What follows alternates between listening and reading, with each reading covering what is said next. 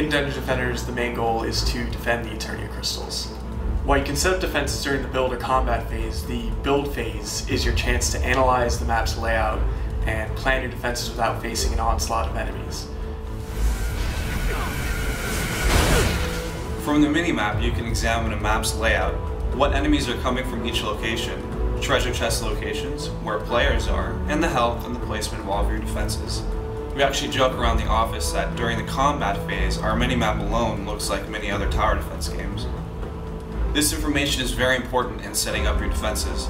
For example, if a lot of kobolds, our quick, small, explosive enemy type, are coming from one direction, you'll know you'll need to keep a lot of high HP defenses to protect that choke point. If you see other enemies, like the mage, an enemy unit which heals other enemies and summons minions of its own, you'll know to keep it in mind for the combat phase so you can pick them off before they get too close to your defenses. Dungeon Defenders is focused on players' choice and allows players to shape and control each mission. You can place defenses wherever you want and even choose their orientation. The combination of towers you choose to place is also very important.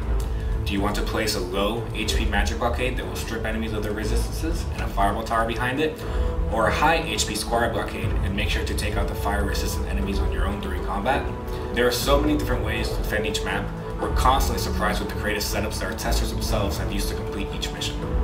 The final major aspect of the build phase is the forge. We often find groups of players congregating around it at the beginning of each build phase.